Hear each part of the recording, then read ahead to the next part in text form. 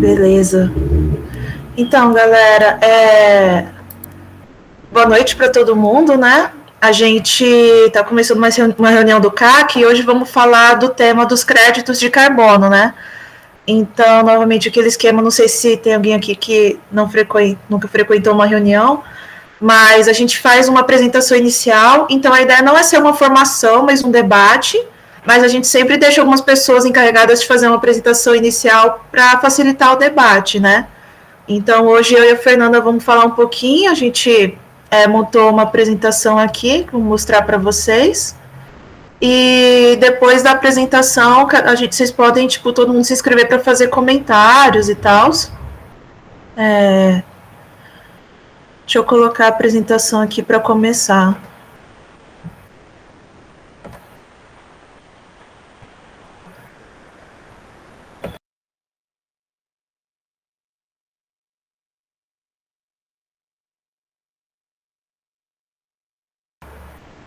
Calma, tô arrumando aqui.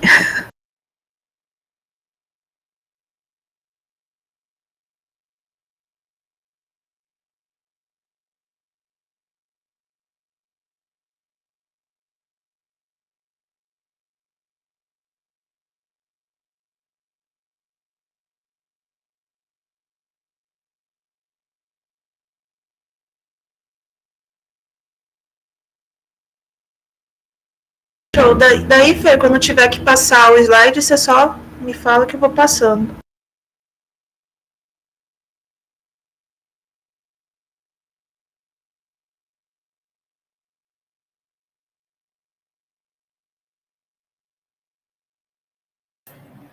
Então, a gente pode começar? Fui eu que fiz os slides, obrigada. Enfim, né? Então, né, eu sou Fernanda, né? Obviamente. E eu vou começar dando uma introduçãozinha sobre o mercado de carbono, o mercado de crédito de carbono, né? Esse é um tema que eu tive que pesquisar um tanto, assim, foi meio difícil achar umas informações da hora, assim, sobre o tema. Porque também eu encontrei muito sobre uma perspectiva liberal, assim, e aí eu li essas perspectivas também, né, e aí eu li outras perspectivas também, e aí né, eu fiz essa apresentaçãozinha, né, peguei alguns pontos. A gente enviou, né, os vídeos que a gente até usou como base, assim, né, para fazer essa apresentação. Não sei se vocês conseguiram ver, mas de qualquer forma a gente vai dar um panorama geral, assim, para a gente conseguir discutir, né. De novo, né, eu falo que, né, a gente estudou esse tema, mas a gente não é as maiores conhecedoras do assunto, então qualquer discordância, qualquer pontuação, qualquer coisa que vocês quiserem levantar, pode ficar à vontade, né, obviamente, a gente está aqui, é um espaço de discussão, né, isso não é uma aula, assim, né. Enfim, mas vamos lá, pode passar aí, Lívia. Então, né, para começar, né, o que é o mercado de crédito de carbono e como que ele funciona, né? Então, não sei se todos já ouviram falar, se todos entendem, eu acho algo meio complexo, assim, até, né? Mas eu levantei alguns pontos aqui para a gente entender o que é, né, e como que ele funciona. Então, o mercado do crédito de carbono, ele visa a diminuição da emissão de carbono, né? Então, esse é o objetivo, né, dele. É o que dizem, né? E então, lá no protocolo de Kyoto, né, tem aquela meta da redução de carbono, que entrou em vigor em 2005, né, aquela que a gente tem que reduzir a emissão de carbono, porque o planeta está numa crise, assim, e a tendência é piorar, né? E o mercado de crédito de carbono, ele vai no sentido de ter esse objetivo de contribuir para essa redução de carbono, né, da emissão de carbono. Então, foi estipulado um teto para a emissão de carbono, e a ideia é que esse teto da emissão, né, esse limite máximo de emissão, vai reduzindo cada vez mais e ficando cada vez menor, né? E, enfim, e como que funciona, né? Então, o mercado de crédito de carbono, como o próprio nome diz, né, o mercado, né, ele está baseado na compra e venda dos créditos excedentes entre empresas e países, né? Então, ele ele pode acontecer nacionalmente, né, entre empresas do mesmo setor ou de setores diferentes, mas também pode acontecer entre países diferentes, né? Então, essa questão dos créditos excedentes, né, entra no ponto de que se uma empresa ou um país consegue reduzir a emissão de carbono além desse teto, né, então consegue reduzir mais do que entre aspas, o necessário, né, essa empresa, esse país vai ter créditos de carbono, né? Então, esse crédito de carbono, ele consegue fazer essa venda, né? Essa venda e essa compra do crédito de carbono, né? É como se fosse um saldo positivo, né? De carbono. Então, tipo, a empresa, ela sabe que ela não vai conseguir reduzir a emissão de carbono dela até aquele teto que foi estipulado, então ela tem como opção comprar esses créditos de carbono de uma outra empresa, né? De um outro país, talvez, para que ela não ultrapasse, né, esse teto dela. Então, ele vem nesse sentido, assim, mas também a empresa simplesmente pode comprar créditos de carbono simplesmente pelo motivo de que ela quer produzir mais, então ela produzindo mais, ela consequentemente vai produzir mais, vai emitir mais carbono, né? Então ela vai comprar esse crédito e usar a favor dela, né? E como que funciona, né, esse dinheiro que está envolvido no mercado, né? Porque essa compra, essa venda, obviamente, tem um valor ali, né, que está dentro. Então, cada tonelada do carbono que é reduzida, né, da emissão do carbono que é reduzida, ela tem um valor. E esse valor, ele vai considerar a dificuldade e a facilidade dos setores, das empresas, dos países de descarbonizar, né? Então, a gente pode pegar um exemplo, né, para entender melhor isso, né, dessa questão da dificuldade. Por exemplo, uma empresa que funciona com base, tipo, o uso de combustíveis fósseis, né, indispensavelmente, então ela não consegue, né, teoricamente, não usar esses combustíveis fósseis como o petróleo mesmo, né? Para ela vai ser mais difícil, né, fazer essa redução da emissão, porque o uso desses combustíveis fósseis, a gente sabe que emite uma quantidade maior, né, do que outros, emite mais carbono do que outros, né? Então, essa empresa, por exemplo, vai ser uma que vai ter mais dificuldade, né, de reduzir esse carbono. Então, o valor do crédito de carbono para ela vai ser o valor do crédito que ela vai vender vai ser mais alto, porque para ela custou mais reduzir essa emissão. Então, ela pode vender esse crédito por um valor mais alto, né? E essa é uma das formas que vai influenciar esse valor, né? O que vai definir esse valor. E também outra coisa que vai influenciar esse valor é o mercado, né? Então, a famosa mão invisível do mercado, ela vai estar lá e ela vai estar lá atuando nesse mercado também, né? Assim como todos os outros, né? Teoricamente. E como que isso vai acontecer, né? Isso pode acontecer através dos impostos, né? E da lei da oferta e da demanda, né? E todas aquelas leis, né? Do mercado liberal, né? Que para algumas pessoas, né? Funcionam perfeitamente. Então, uma coisa que se diz sobre essa autorregulação do mercado do crédito de carbono é que, por exemplo, se os impostos estiverem todos altos, teoricamente não vai ter a compra desses créditos, né? Porque o valor está muito alto e ninguém vai querer pagar por um valor muito alto de crédito simplesmente para poder emitir mais carbono, né? Então, isso é uma das... um dos argumentos, né, que se diz, inclusive, para falar que não vai acontecer do mercado de crédito de carbono ficar totalmente desregulado numa compra muito livre, né, desses créditos e, consequentemente, uma emissão muito livre desse carbono, né. E, enfim, pode passar, Lívia. Agora que vocês conhecem, né, como funciona esse mercado, se vocês não tiverem entendido, inclusive, vocês podem levantar a mão aí, perguntar alguma coisa, que se eu souber, eu respondo, né, e tal. Mas, enfim, né, agora que eu expliquei um pouquinho como que funciona, espero que vocês tenham pegado, assim, tem essas duas perguntas que eu queria fazer, né, no sentido de instigar uma discussão também e uma reflexão, né, vocês podem responder ou podem não responder também, que a gente vai trocando ideia, né. Então, a primeira pergunta é: faz sentido dizer que o mercado de crédito de carbono tem como objetivo a diminuição da emissão de carbono quando uma empresa ou um país vai diminuir,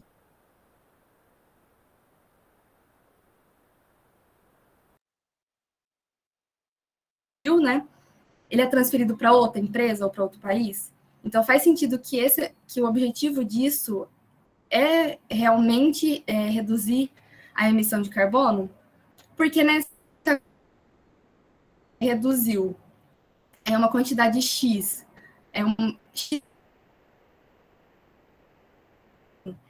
e beleza, da hora. E aí a empresa vai lá e compra esses X créditos, né? Então aí ela vai pegar e emitir o valor dela mais esse X. Então faz sentido, né? Você dizer que realmente aconteceu uma redução nessa emissão, porque vendo assim a gente percebe que só tem uma transferência, né? De quem está emitindo esse carbono, né? E uma outra pergunta realmente existe esse excedente na emissão de carbono, na redução da emissão de carbono? Porque a gente sente os efeitos, né, da degradação da camada de ozônio, do aquecimento global diariamente, né? A gente vê que a tendência, inclusive, é até piorando com os anos, né? Então, realmente, se a gente reduzir mais do que o necessário, né, do que aquele teto, realmente vai estar sobrando? Vai realmente existir um crédito? Por que também, né? Por que a gente considera que é normal a gente pegar esse excedente e transferir para outra? Essa é uma questão, assim, né, que fica uma pulga atrás da minha orelha. Por que a gente não pega aquela empresa, aquele país que reduziu e fala, oh, beleza, parabéns aí, reduziu, né? Obrigado, né? Por que a gente não faz isso, né? Não, a gente pega esse crédito e transfere para outro poder fazer essa mesma, para poder emitir mais carbono, né? Então, essa é uma pergunta, né? Realmente existe esse excedente? A gente realmente tem um crédito de emissão de carbono? Enfim, Gabriel, você levantou a mão, você quer falar alguma coisa aí? Então, foi sem querer, mas eu vou aproveitar. Eu queria fazer uma pergunta. Tipo,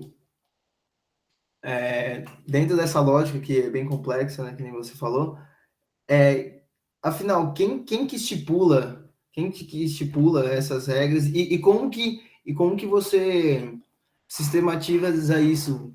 Por exemplo, o limite de tal país é isso. É que você falou, né? Ok, entre país e empresas, né? Mas assim, parece não, né? É super subjetivo e tipo, não tem como você estipular um critério, digamos assim, justo e equivalente para saber, vocês podem emitir um tanto X de crédito de carbono, e fora aquela questão, né, que tem aquela treta, né, que, tipo, países não desenvolvidos acham isso um absurdo, porque falar, os países desenvolvidos tiveram a oportunidade nos 2 séculos passados de se, entre aspas, né, desenvolver, e agora que chegou a nossa vez, né, que nem China, enfim, em tanto outro país, Brasil, mais ou menos, agora quando chegou a nossa vez, a gente precisa dessas fontes para poder se desenvolver industrialmente, ou comercialmente, blá blá blá. Mas eu queria saber quem que estipula isso, sabe? É a ONU? É Deus? Eu tô brincando, mas que eu não entendo isso. Valeu. Então, eu acho que se puder esperar um pouquinho, eu tenho que sair da apresentação para voltar a falar na tela, realmente. Se puder esperar um pouquinho, Gabriel, eu vou falar um pouquinho disso mais para frente depois da Fer, sobre a questão da devedores e credores, né? Então entra bem essa questão histórica, quem que historicamente vem emitindo carbono, devedor, quem historicamente vem receber, vem não por causa da exploração, né? Acaba sendo vítima desse sistema é o credor, né? Então, como vai entrar essa questão da dívida climática aí?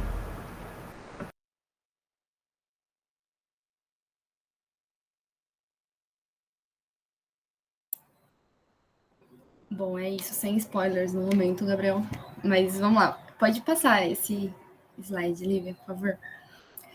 Então, uma outra reflexão, né, que eu trago essas realmente, se vocês quiserem mandar no chat, ligar o microfone para falar, vai ser bem da hora, realmente, assim. Essa é uma pergunta que eu acho, tipo, tem uns pontos, mas eu queria muito conhecer o ponto de vocês, assim. Então, essa pergunta, né, tem alguma relação entre possuir mais capital e o carbono, né? Então, tipo, de que forma será que isso ter mais capital influencia, né? Então, um exemplo, os que possuem mais capital, geralmente são aqueles que emitem mais carbono, né? Acho que a Lívia vai falar disso mais para frente, assim, também. Então, essa é uma relação que tem, assim, que se a gente procurar no Google mesmo, a gente vai achar isso, assim, independente de qual ponto de vista realmente for, assim. Vocês querem falar, vocês querem pontuar alguma resposta para essa pergunta, talvez? Antes de eu passar para frente?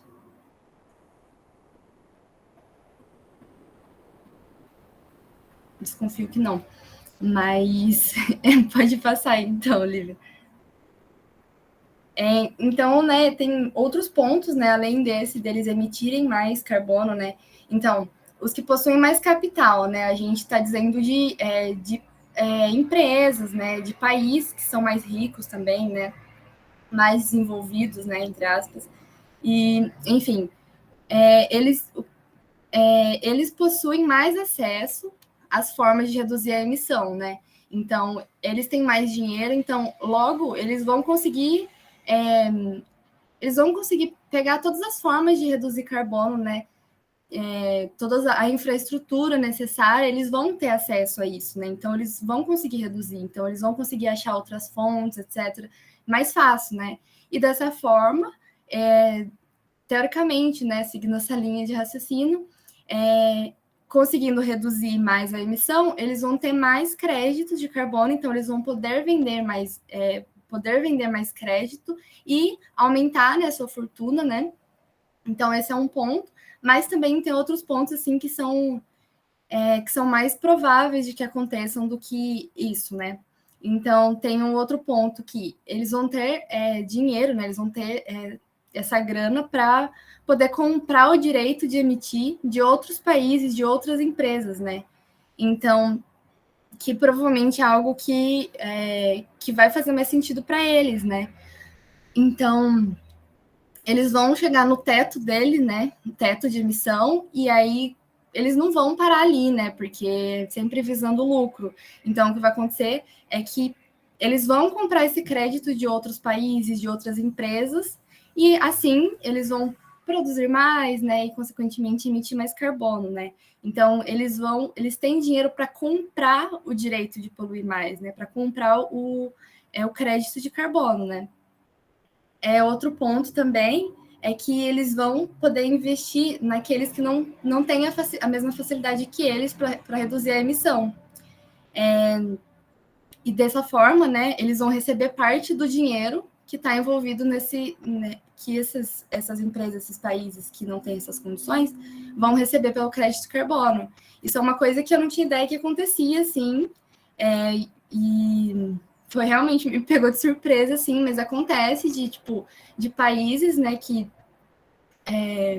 são mais ricos, irem lá e investirem em países que são, como dizer, né, geralmente países de terceiro mundo, que eles não têm uma facilidade tão grande para reduzir a emissão, por vários motivos, e aí, quando eles investem nessa redução da emissão, eles passam a ter direito desse crédito de carbono. Então, uma porcentagem do valor que o crédito de carbono é vencido também vai para eles, né? E, enfim, e aí o último ponto que eu trouxe foi de que eles vão comprar os créditos independente do valor que esse crédito tiver. Então, até no o vídeo que a gente usou, né, como base, o cara que estuda muito esse assunto, né, ele estipula um cenário em que os impostos vão estar altíssimos, todos os impostos muito altos, e ainda assim, que esse cenário tivesse aumentando muito o valor do crédito de carbono, os ricos, quem tem mais capital vai comprar, porque a gente não está falando de do dono de uma vendinha, sabe? Do dono de uma empresa pequena. A gente está falando de bilionários. A gente está falando de pessoas que não sabem nem o que fazer com o dinheiro, elas não veem o dinheiro delas, de tanto dinheiro que elas têm. Então, independente do valor do crédito de carbono, ele pode aumentar horrores, pode estar muito, muito alto. Quem tem dinheiro vai comprar, independente de qualquer coisa. Então, o mercado de créditos, ele vai estar de crédito de carbono, ele vai estar sempre em alta, porque sempre vai ter a procura, né, por ele. E realmente, né, pensar que a gente está falando de bilionário, a gente não está falando do fulano X que foi no mercado comprar, não sei, um frango e aí o preço aumentou e ele falou, putz, não vou comprar frango, não vou comer isso. Ou foi comprar um chocolate, foi comprar uma coisa básica, qualquer outra coisa, e falou, putz, está muito caro, não vou comprar. A gente não está falando disso, a gente está falando realmente de pessoas que têm um dinheiro que a gente não consegue nem imaginar, a gente não consegue nem imaginar qual é o estilo de vida dessas pessoas, né? Então, independente do valor do crédito de carbono, essas pessoas, né, essas empresas, esses países que são mais ricos, eles vão continuar comprando esse crédito, né, esse direito de emitir mais carbono, né, independente de qualquer coisa, assim. Enfim, pode passar.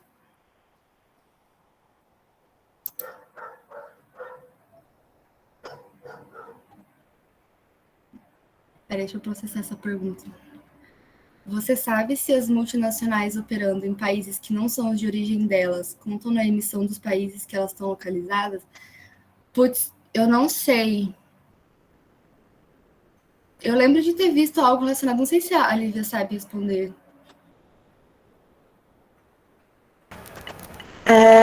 Eu acho que. Deixa eu só reler a pergunta aqui. Multinacionais operando em países que não são os de origem delas contam na emissão dos países em que elas estão localizadas. Acho que eu sei responder isso. Deixa eu pegar aqui. Gente, eu tô com um caderno meu de anotações do curso que eu fiz sobre a emergência climática, que é um dos vídeos que a gente mandou para vocês, tá? E tem várias coisas, as questões que o Guilherme colocou. Eu sei que tem aqui. Tá um monte de anotação, mas eu vou achar. Que ele vai falar da transferência.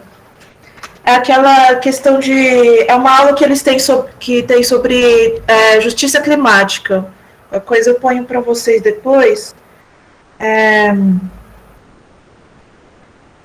Tá, então, sobre essa questão, né?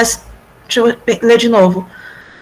As multinacionais operando em países que a origem delas contam na emissão dos países que elas estão localizadas. É uma coisa que a gente vai chamar de fluxo de carbono. Então, existe um cálculo dentro do que a gente chama de dívida climática. Ai, peraí, eu tô. Ai, meu Deus. Eu tô com um monte de marcação aqui, vocês conseguem ver? E para não me perder. Então, a dívida climática ela tem um cálculo envolvido, né, dentro das ciências sociais e ambientais, e tem uma coisa que chama de fluxo de carbono via importação e exportação.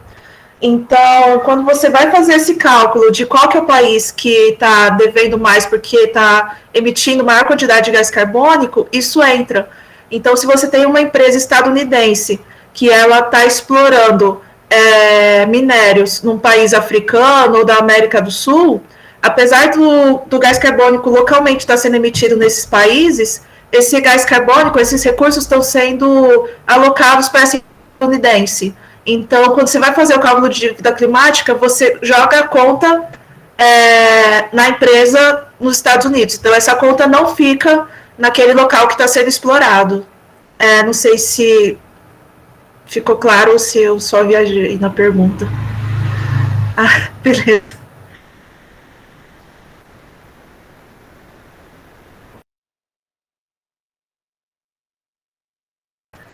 Pode falar, Gisele. Então, eu tenho uma pergunta, eu não lembro se vocês já mencionaram isso, mas assim, já que isso acontece a nível tanto de empresa quanto de países, e não só de um país, né, mas de países de todo mundo, quem é que, assim, determina exatamente quanto de carbono está sendo emitido em determinada atividade? Tipo assim, existe um órgão maior que é meio que responsável por dar a palavra final nisso? Ou, tipo, é meio que cada instituição é responsável por calcular a sua própria emissão? Tipo, vocês entenderam?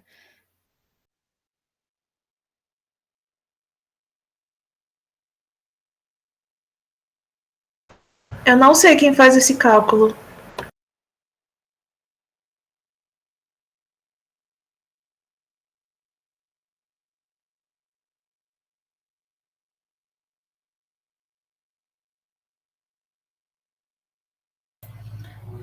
Também não sei, acho que talvez na pergunta quando a Lívia for responder essa pergunta do Gabriel também do início, talvez explique um pouco, né, algum aspecto, mas eu não sei responder isso exatamente também não, assim.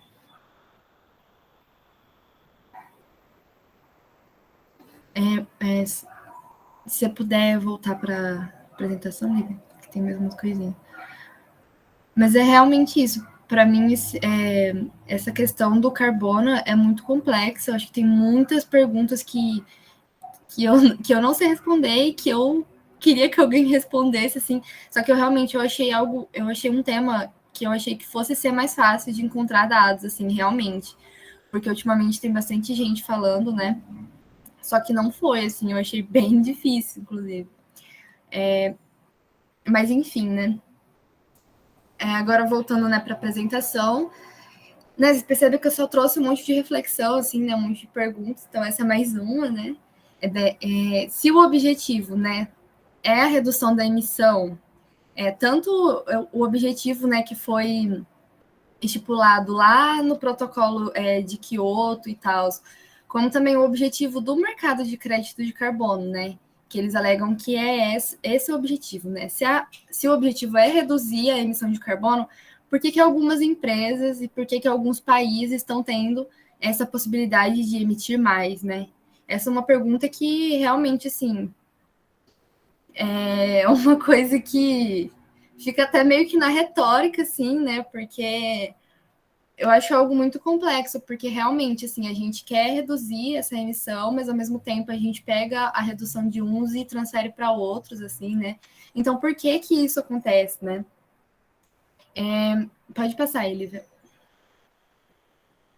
Então, na real, o objetivo do mercado de carbono, né, de crédito de carbono, não é reduzir, né? A gente consegue perceber com todas essas questões que foram levantadas que o objetivo, na verdade, é gerar lucro, né? Então, entra na questão de você pegar uma problemática, você pega uma questão que é urgente, que é a redução da emissão de carbono, né? É algo que, como eu já falei, né, a gente sente os efeitos da emissão de carbono, a gente já sente agora, a gente sabe que vai piorar, os especialistas dizem isso, né? E a gente consegue prever, né, o futuro cenário. E a gente pega e transforma isso em um mercado. A gente pega uma coisa que era simplesmente para ser a redução e a gente transforma num mercado que, obviamente, vai ter essa compra e venda desses créditos, né? Para você ter ideia, você já cria um crédito, né, em cima de algo que é para ser simplesmente uma redução, simplesmente isso, né? Simplesmente uma problemática. Então, você já cria um crédito, né? Você já cria uma moeda em cima de um problema, assim, né? E, enfim, essa é mais mais um dos momentos, né, que a gente vê o capitalismo, né? A gente vê o liberalismo pegando um problema, pegando uma pauta que é essencial, uma pauta muito importante e urgente, né? E tentando transformar isso em dinheiro, né? E conseguindo, né, realmente transformar isso em dinheiro, né? Então, tem essa palavra que eu coloquei, né, greenwashing, né? A tradução dela literal seria, né, tipo um banho, né, verde, assim, mas tem maquiagem verde que eu acho que fica mais fácil de entender, que é também você pegar algo e passar essa maquiagem verde e dar uma cara ecológica para ela, né? A famosa coisa da sustentabilidade, né? Então a gente pega simplesmente a ideia que eles tiveram de gerar lucro em cima disso, né? Da venda de crédito carbono, e a gente coloca essa maquiagem que diz que isso é o futuro, né? Que a gente de carbono e, ao mesmo tempo, gerando um dinheiro ali, sabe? Então, é algo muito da hora, né? Então, a gente vê esse greenwashing em vários momentos, né? Em várias coisas, né? A Lívia vai falar um pouco mais sobre isso, assim, acho que vai ficar mais completo, assim. Mas, enfim, né? Já finalizo minha parte já da apresentação. Nesse sentido mesmo, né, de repensar qual que é o real objetivo, né, desse mercado de crédito de carbono e como que ele está sendo vendido para a gente, né, para a sociedade no geral, assim. Eu acredito que esse é um tema que ele ainda não chegou tanto, assim, ele não é tão popular, né, tipo, eu não imagino que minha mãe saiba sobre o mercado de crédito de carbono, assim, eu não imagino ela vendo isso na TV, por exemplo. Mas é algo que eles pintam, né? Eles colocam uma máscara, né? Colocam outra cara, para justamente conseguir vender para a população como se fosse algo da hora, né?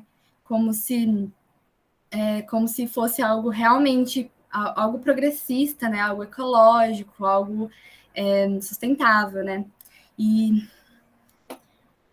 eu não consigo ler comentário enquanto eu falo, eu fico perdida.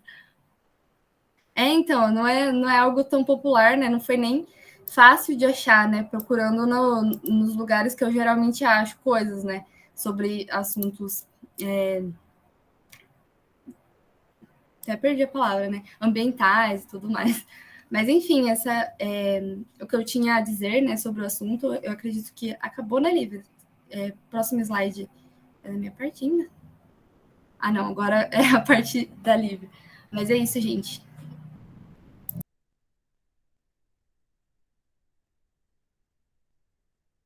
Só ligar o áudio aqui. Então, gente, a Fer falou um pouco assim. Eu vou acabar falando algumas coisas que ela já disse, mas eu vou focar agora na questão de como esse crédito e a compensação de carbono está atuando na prática, né? Então, o que é essa tal de compensação de carbono ou offsetting, né? É basicamente uma ideia de que as empresas elas assumem que elas emitem gás carbônico, que isso é prejudicial, e elas criam mecanismos de compensação, né? Então, alguns exemplos como a Amazon, a Delta, a Nestlé, a Shell, por exemplo, quando você vê uma empresa de aviação, ela fazendo uma propaganda de que ela aumentou um pouquinho o preço da passagem para fazer uma compensação de carbono. Então, tipo, aumenta o preço para compensar o tanto que ela acaba emitindo carbono para fazer suas atividades. Qual que é o problema disso? O problema é você estar jogando tudo no rabo. Eu posso falar essa palavra? Tá sendo gravado. Você tá jogando tudo na cabeça do consumidor. Então, e não é o consumidor o bilionário que compra o jatinho, é o consumidor. O cachorro tá latindo. Aquele trabalhador mais comum, tá? Então, esses mecanismos de compensação, eles na maioria das vezes aumentam o preço para o consumidor final, para a classe trabalhadora, né, para a classe trabalhadora, para fazer uma suposta compensação. E por que suposta? Porque a gente tem que tomar cuidado que não emissão não é a mesma coisa que não equivalência. O que isso significa? Que não tem uma equivalência, não é a mesma coisa você não emitir e você compensar o que você teve que emitir. Entende? A gente já está num momento de crise climática em que não cabe mais falar, não, a gente tem que gastar, mas a gente vai compensar. Não pode mais gastar. Não pode mais gastar, não pode mais criar mecanismos para poder fazer essa emissão de gás carbônico nos níveis que a gente está fazendo. Outro problema disso é que, mantendo essa emissão de gás carbônico, a gente está substituindo estoques geológicos. O que é estoque geológico? É o gás carbônico ainda não utilizado dentro dos estoques de petróleo cru, de combustíveis fósseis. E o que é o estoque biológico? São as árvores, né? Então, são principalmente árvores, né, que estão absorvendo gás carbônico. Então, assim, existe essa problemática de se pensar, já que eu vou explorar aquele petróleo para gerar combustível e ele vai emitir gás carbônico, então eu vou plantar mais árvore, que seria o estoque biológico, para essas árvores conseguirem absorver o gás carbônico que eu estou emitindo. Isso não serve, tá? Então, dentro da climatologia, assim, né, dos estudos sobre emergência climática, não existe essa substituição. Então, a tentativa de fazer essa substituição, esses mecanismos de compensação de carbono, a tentativa de substituir, de falar, eu vou emitir gás carbônico, mas em compensação eu vou plantar mais árvores, isso não equivale. Isso não funciona. Até porque existem limites do quanto que florestas conseguem absorver. E também por causa de um outro motivo, que normalmente o que a gente chama de estoques biológicos, ou seja, uma empresa como uma Faber-Castell que faz propaganda de que está plantando pinheiros para compensar o desmatamento, normalmente essas florestas, as plantas que são usadas como estoque biológico, como floresta de pinheiros, são plantas que consomem muita água e você está desmatando plantas endêmicas da região. São plantas que consomem muita água e que não permitem outras plantas e outros ecossistemas em volta. Então, não são exatamente boas. Então, a gente tem que tomar um pouco de cuidado com essa suposta substituição, com essa suposta equivalência, tá? E, além disso, você vai ter um efeito negativo, que é o incentivo de emissões. Eu achei um dado interessante de uma pesquisadora que chama Anja Colmos. Ela tem vários artigos, ela tem um livro. Gente, se tiver algum problema com o meu áudio, vocês falam, porque eu só estou vendo a tela da apresentação. Aí alguém liga o fone, pode falar se tiver algum problema com o meu áudio, tá? Então, essa pesquisadora, a Anja Colmos, ela vai falar sobre esses mecanismos de compensação, e isso vai entrar muito a questão do greenwashing que a Fer estava falando. Por quê? Uma empresa que faz um suposto mecanismo de compensação, por exemplo, de colocar os seus entregadores para fazer entregas de bicicleta, porque daí eles estariam fazendo entrega de bicicleta e não de moto, novamente, né? É a trabalhadora mais precarizada dentro da empresa que vai arcar com prejuízo. E daí, porque eles estão fazendo entregas de bicicleta, essa empresa tem uma consciência sustentável, ela faz uma propaganda em cima disso e consegue aumentar seus lucros, consegue vender mais. Qual é o problema disso? Esse suposto mecanismo de compensação que elas usam, ele consegue fazer uma compensação muito baixa, que tem um efeito ridículo, que não chega nem perto do que poderia ser considerado uma compensação significativa, porém, o efeito da propaganda que eles fazem em cima disso é muito alto, e aí aumenta os lucros da empresa, aumenta as vendas. Então, você está tendo uma suposta compensação ridícula, e você está tendo um aumento muito grande de vendas em cima dessa propaganda. O greenwashing tem um efeito muito grande. O que acontece? Então, chega no ponto, na verdade, o que acontece é que você acaba estimulando, né, nesse mecanismo, que as empresas aumentem sua produção. Então, acabam tendo uma expansão de atividades emissoras. A Anja Colmos, ela vai falar no artigo Understand Carbon Offsets, quer dizer, entendendo as compensações de carbono, que as compensações elas falharam. Então ela faz um estudo dos últimos anos, né, do mecanismo do mercado de carbono, e vai dizer que chega no ponto de emissões de gás carbônico serem 1 bilhão de toneladas maiores do que se os países tivessem reduzido diretamente. Então, por causa desse efeito, principalmente do marketing que eles fazem em cima de uma compensação que não é uma real compensação, que aumenta os lucros, então essas empresas como Amazon, Delta, Nestlé, Shell, grandes empresas, elas vão ter esse aumento da sua produção, então acaba tendo esse efeito reverso. E aí a gente entender, quando a gente fala que o mercado liberal, ele não está se autorregulando. Isso não existe. Então, o mecanismo de compensação de carbono que está dentro de uma lógica liberal, ele não funciona, tá? Então, tendo ideia dessas essas noções práticas, né, de que na realidade concreta o mercado de carbono ele não está realmente fazendo efeitos de diminuir as emissões, o que o mercado propõe? Um sistema que a gente chama de fuga para frente, né? Então eles falam, não, o problema não é esse nosso tipo de mercado, o problema é que não tem regulamentações suficientes. Então você vai aumentar, a gente teria que aumentar as regulamentações, aumentar as taxações para melhorar isso, tá bom? Então eles não vão atacar o problema na raiz, não vão falar que o próprio conceito de regulamentação pelo mercado está errado, vão falar que o mercado não tem problema, você fazer o mercado de carbono, mas você precisa colocar mais taxas.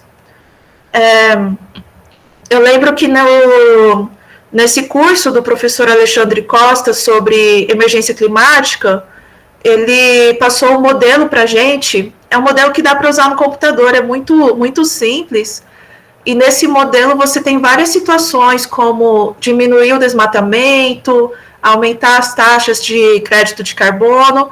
Então, assim, você pode pegar o modelo e fazer várias modificações, e aí ele vai respondendo na hora o quanto que está tendo de aumento de aquecimento global, né?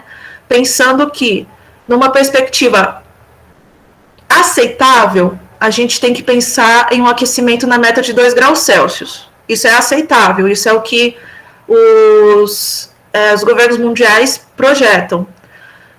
Numa perspectiva boa, a gente tinha que pensar no aquecimento de 1,5 grau até 2040, tá? E quando a gente vai mexer nesse modelo, né, esse modelo que o professor apresentou para a gente vai perceber que a taxação do carbono, ela vai ter um impacto muito pequeno nessa proporção de diminuir o aquecimento global. Existem outros mecanismos, gente, para conseguir diminuir o aquecimento global, para manter numa taxa pelo menos de 2 graus Celsius, que não é boa, é uma taxa aceitável, a gente tem que ter mecanismos muito mais radicais. Radicais no sentido que vai bater de frente com os lucros do sistema capitalista. Então, assim, por que eu estou trazendo isso para vocês? Para mostrar que já existem dados científicos mesmos que mostram que tanto que o mercado de crédito de carbono falhou, né? Como que as análises que a Anja Commons fez nos últimos anos mostram isso, quanto essa suposta proposta de regulamentação também falha, não é suficiente, não é nem perto de ser suficiente. Além disso, uma coisa que a Fer comentou sobre a questão dos bilionários, os altos emissores, que são os portadores de grande capital, eles são inelásticos ao preço sobre o carbono.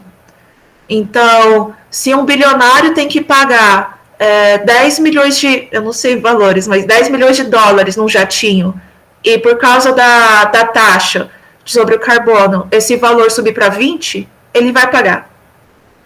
Tá? Então, os portadores de grande capital, que são os que fazem o real, que são os que precisam diminuir sua emissão, porque fazem o real problema, eles são inelásticos a mudanças do preço.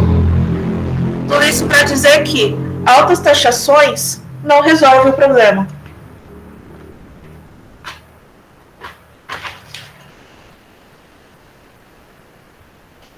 Agora, calma que...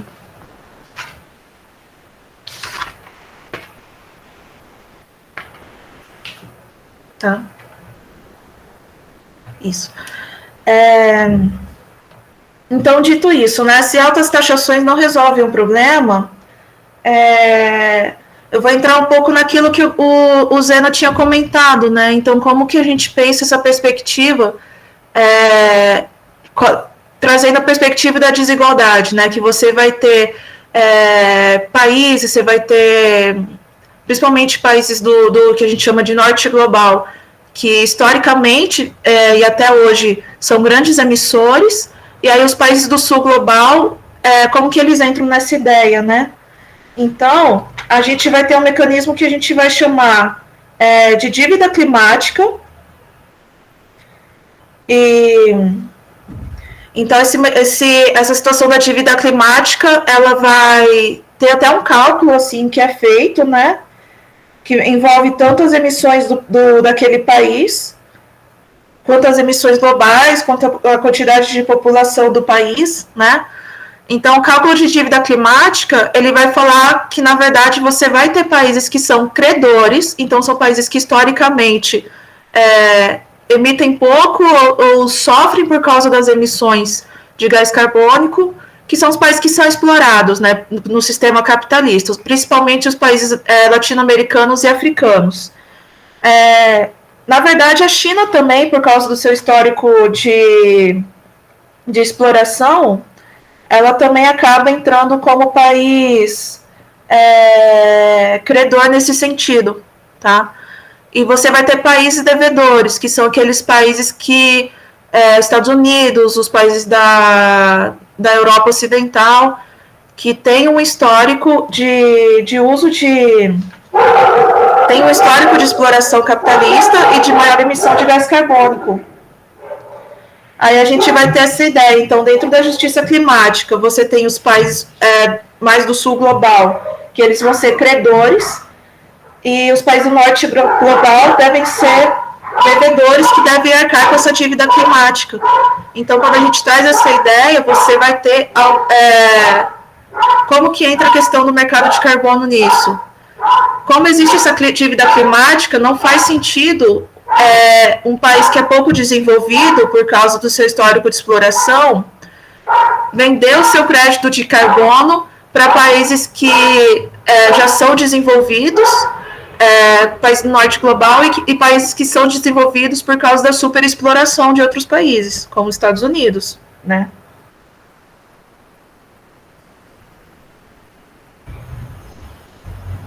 E aí, só algum dado também sobre, além dos países, sobre grandes corporações, a gente vai ter uma situação no mundo em que a gente tem 100 companhias globais que respondem por 71% das emissões históricas, né? E dessas 100, 20 respondem por 35%, que é um pouco mais de um terço, tá? Então, essas empresas são as que têm grande capital e são as empresas que acabam comprando créditos de carbono, quando, na verdade, elas são devedoras climáticas. Quando, na verdade, elas não deveriam ter o direito de comprar crédito de carbono, porque elas têm uma dívida histórica.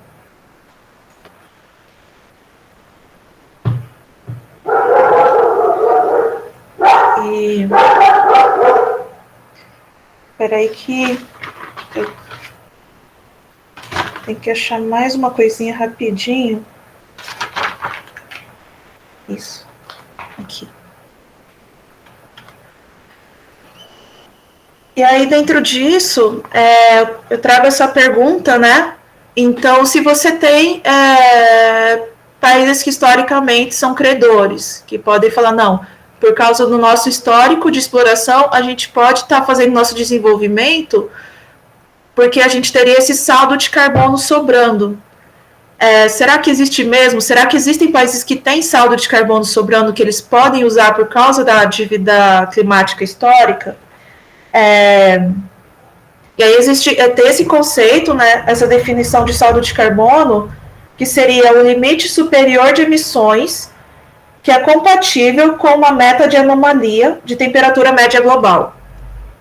Então, esse saldo de carbono seria o limite superior que aquele país ou que aquela empresa tem, do quanto que ela pode emitir, de maneira que você não extrapole o aquecimento global aceitável.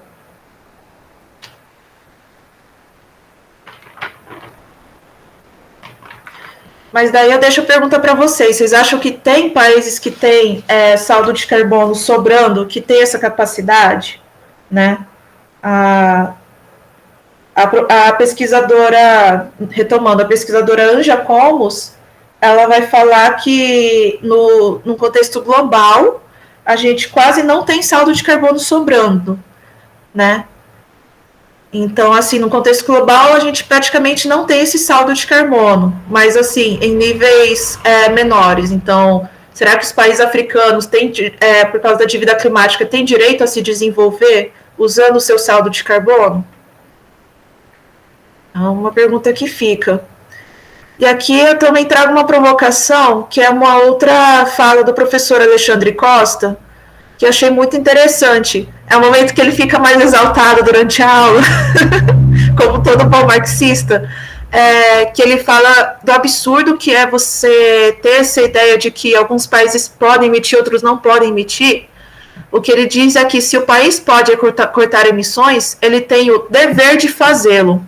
O mundo inteiro está no vermelho, tá? Então, é complexo, é uma coisa que acho que é legal a gente debater, porque entendendo a dívida climática, entendendo a noção de a necessidade de desenvolvimento de países explorados, países do sul global, a necessidade de desenvolvimento, inclusive para fazer frente a países imperialistas, a gente tem essa ideia, mas ainda tem essa questão de que o mundo inteiro está no vermelho. Então, assim, quais países que poderiam estar fazendo? Será que os países poderiam estar fazendo esse desenvolvimento emitindo mais carbono, mesmo os países explorados historicamente? Então fica essa pergunta assim um pouco mais provocativa, assim, né? Então, quem tem esse saldo de carbono sobrando? Não sei se eu consegui responder a pergunta do Zena, mas a gente pode debater agora.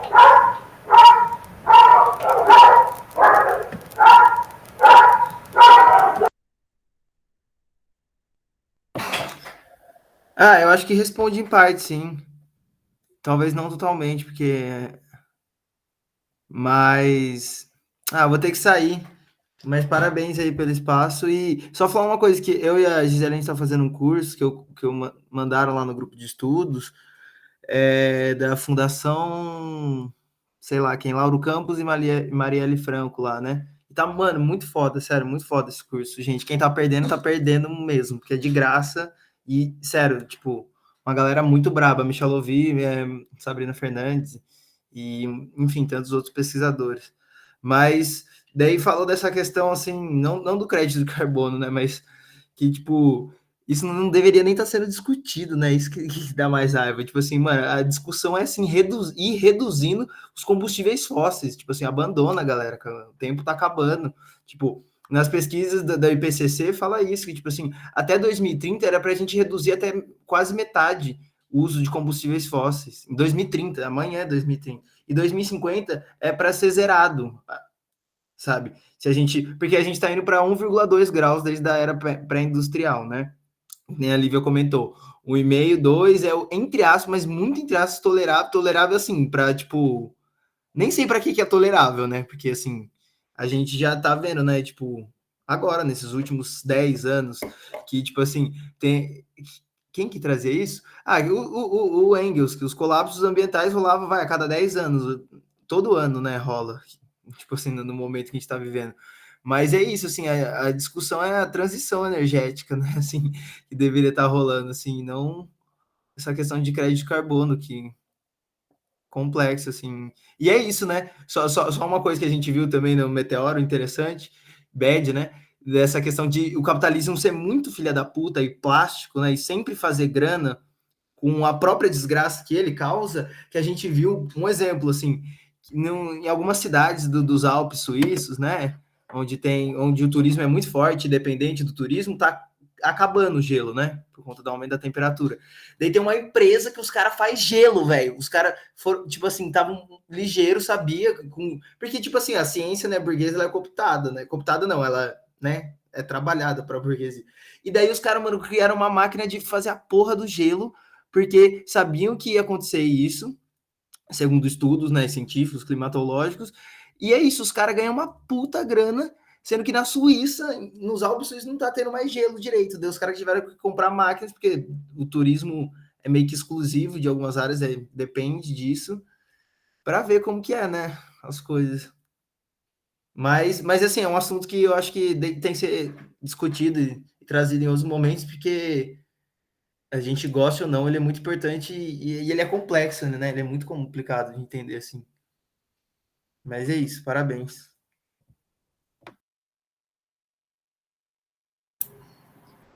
Mano, no sentido disso que o Zena tava falando, né, da redução do uso do petróleo, né? Ixi, será que eu tô travada aqui?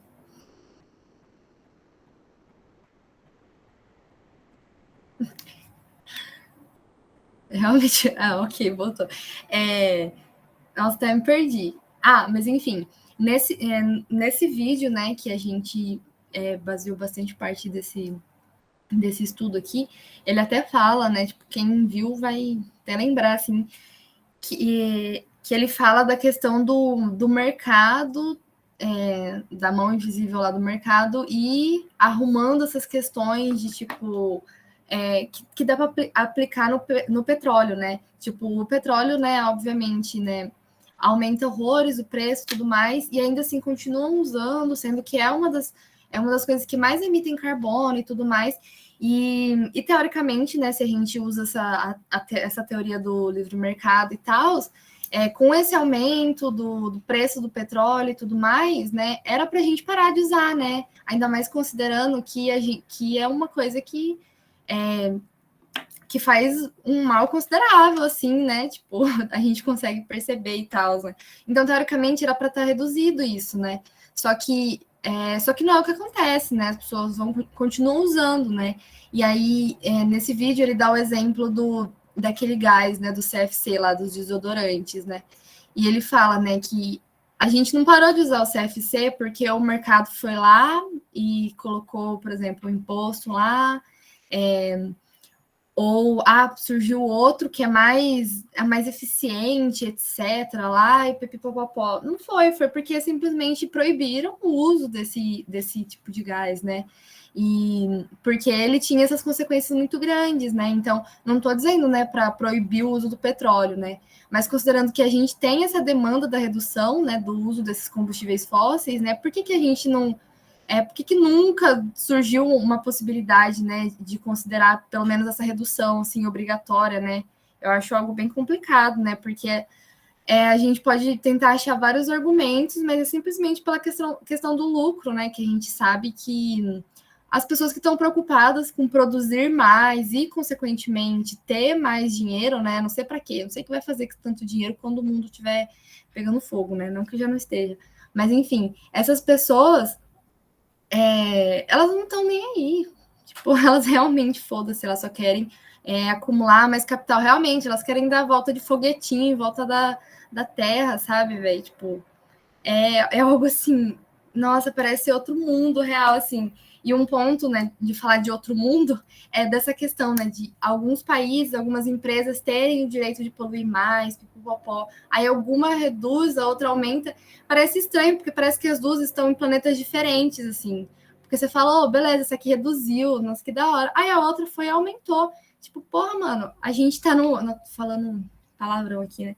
Enfim, a gente tá num planeta só, então, tipo, se uma aumenta, todo mundo tem as consequências disso, sabe? Então não tem como a gente pegar e relativizar para uma, relativizar para outra, porque realmente, né, tipo, exatamente, você troca, tipo, beleza, aumenta um, reduz um, aumenta outro, tipo, mano, não tem, mas enfim, né? Para mim não tem nexo isso, né? Acredito que vocês devem concordar, alguns pelo menos, não sei. Mas enfim.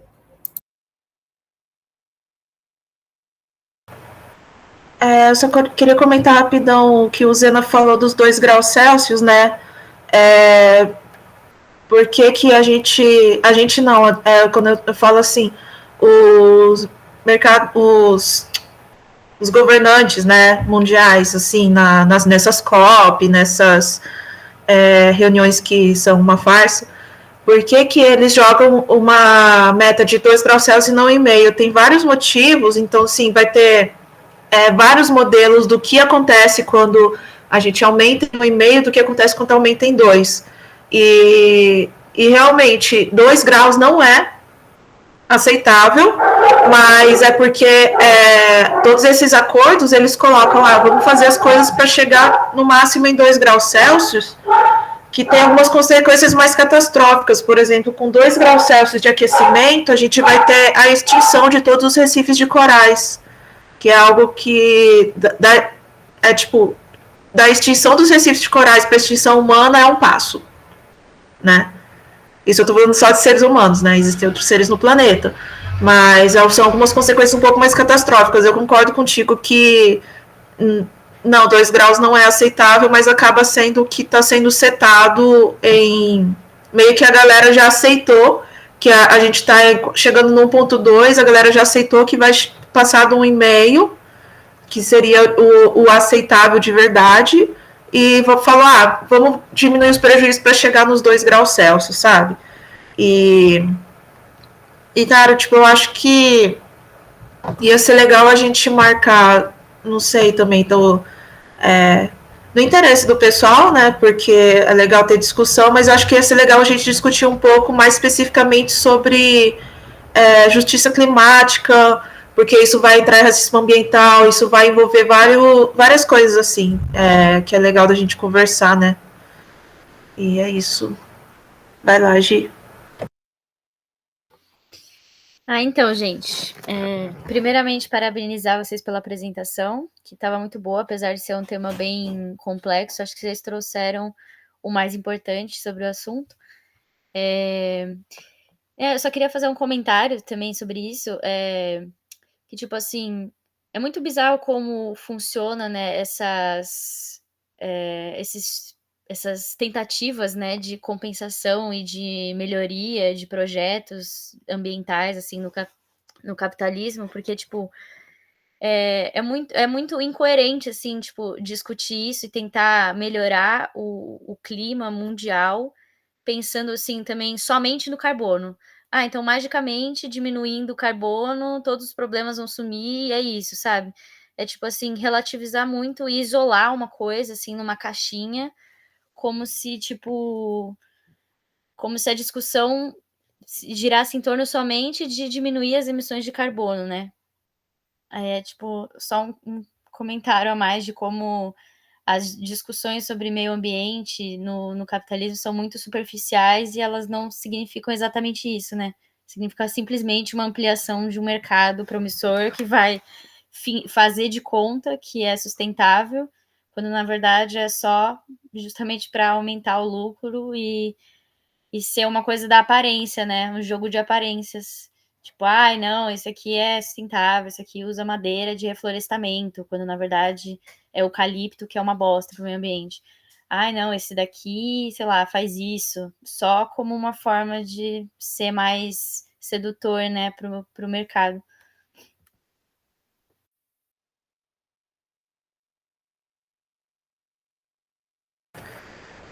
E aí, Gi, eu acho importante isso que você está falando, assim, do debate ser superficial, no sentido de como a Fer falou, né? Foi difícil encontrar dados, quando você vai pesquisar crédito de carbono, a maioria é coisa tipo liberal fazendo uma propaganda positiva, mas a gente, enquanto esquerda, assim, enquanto esquerda radical, marxista, não sei se todo mundo aqui é marxista, mas esse pelo menos aqui no CAC é o método que a gente usa, né? Como a gente se organiza, a gente tem que se apropriar dos conhecimentos para a gente conseguir bater de frente, porque infelizmente, tanto no meio ambiental, o greenwashing é muito forte. Então, sim, tipo, eu já vi muita gente, tipo, quando eu participava de movimentos veganos, assim, ultimamente, muita gente, tipo, parabenizando a empresa que o entregador usa bicicleta, né? Porque está sendo melhor para o meio ambiente, não sei o que, né? E então, essa superficialidade mesmo. E do outro lado, infelizmente, dentro da esquerda, dessa esquerda mais marxista mesmo, mais radical, a gente não tem esse debate sobre. A gente não tem esse debate e essa produção de estudos sobre essas questões ambientais mais profundas, né? Por exemplo, que nem há 2 semanas atrás a gente foi debater energia nuclear. Eu fiquei levemente chocada de ver que quase não existem artigos quando você vai pesquisar em sites, em páginas marxistas. Você não tem artigos sobre energia nuclear. Você não tem pessoas discutindo, trazendo pontos sobre energia nuclear. Ou só traz pontos eufóricos a favor ou contra, mas sem, tipo, dados, sem discussões.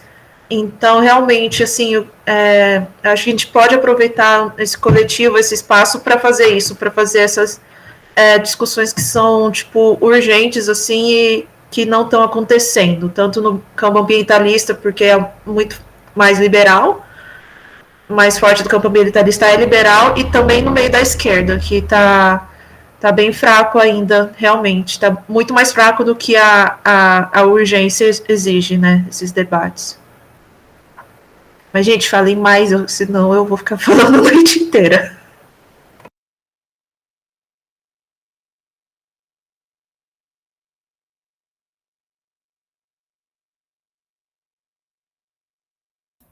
Bom, se ninguém quiser comentar nada, eu vou encerrar a gravação para não ficar minutos de silêncio. E aí também a gente pode continuar conversando com a gravação finalizada e tal. A gente pode ter alguns papos mais descontraídos. Ok? Vou finalizar a gravação, tá?